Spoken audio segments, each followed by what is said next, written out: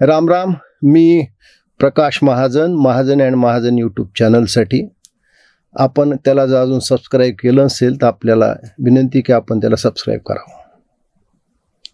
सुपारी घेणे, सुपारी देणे हा शब्द महाराष्ट्रात फार प्रचलित आहे. आपल्या इथं लग्न ठरलं तरी सुपारी फोडल्यावरच ते लग्न ठरलं हे अधिकृत मानलं जातं. कधी कधी सुपारी दिली जाते की बाबा आमच्याकडे हा कार्यक्रम आहे गायनाचा, तुम्ही या. सुपारी यासाठी दिली जाते की आमच्याकडं हा लावणीचा कार्यक्रम आहे, तुम्ही या. आजकाल या सगळ्या सांस्कृतिक आणि धार्मिक कार्याच्या सुपारीचं रूपांतर हे आता राजकीय सुपाऱ्या देण्यात झालं आहे. आणि महाराष्ट्रात अशी काही मंडळी आहेत की हे राजकीय सुपाऱ्या घेतात. 2 दिवसापूर्वी अत्यंत दुःखद वेदनादायी घटना या महाराष्ट्रात घडली. एका नवविवाहित तरुणीनं आपली जीवनयात्रा संपवली. अत्यंत क्लेशदायक ही घटना आहे.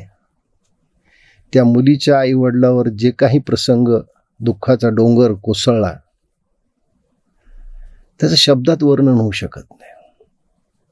मुलीच्या वडिलाचा तो आक्रोश, श्रीमंताला मुलगी देऊ नका, गरिबाला द्या, हा समाजाला एक निराळा संदेश देऊन गेलेला आहे.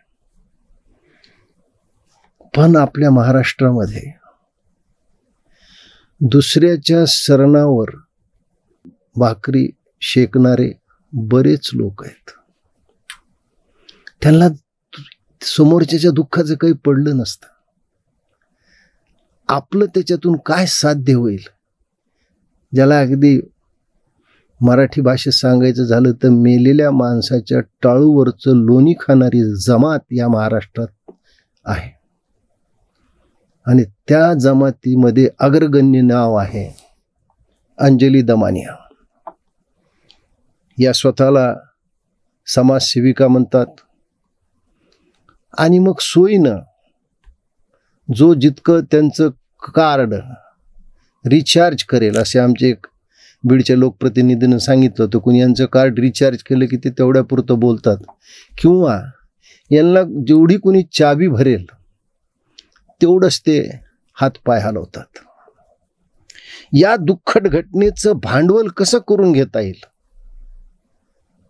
आणि त्यांच्या मनात एका व्यक्तीविषयी असलेला राग, त्याच्यावर कसा या गोष्टीचा बदला घेता येईल याचा प्रयत्न अंजलीताई आपण करत आहात.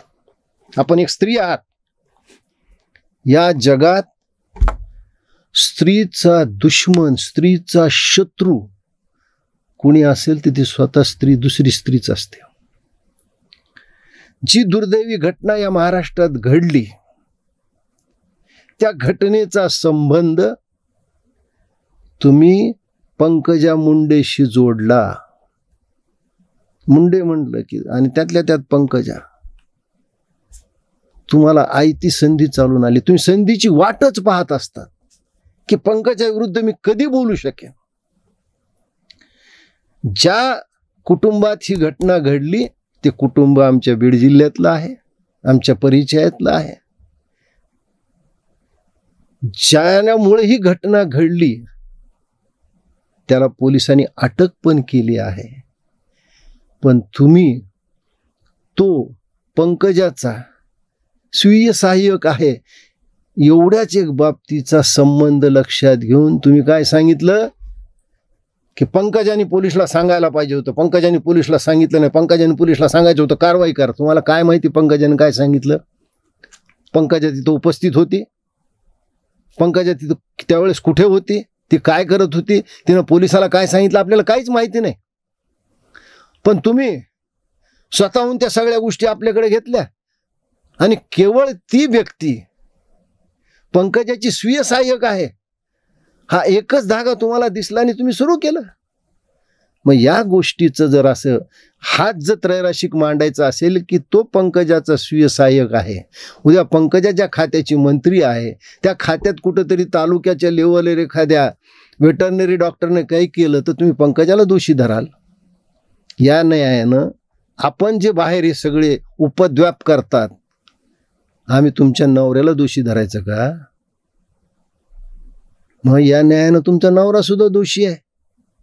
अंजली ताई, तुम्हाला पंकजावर राग काढण्यासाठी तुम्ही या दुःखद घटनेचं भांडवल करताय. तुम्ही सतत त्या दुःखी परिवाराशी संपर्कात आहात.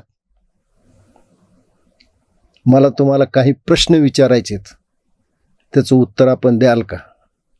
पहिला प्रश्न मी तुम्हाला विचारतो, या महाराष्ट्रामध्ये तुम्हाला पंकजा सोडून इतर प्रश्न कधी दिसलेत का?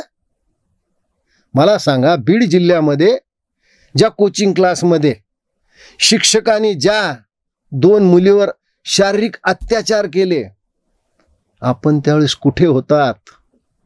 आमच्या बीड जिल्ह्याची कन्या संपदा जिनं आत्महत्या केली, आपण कुठे होतात?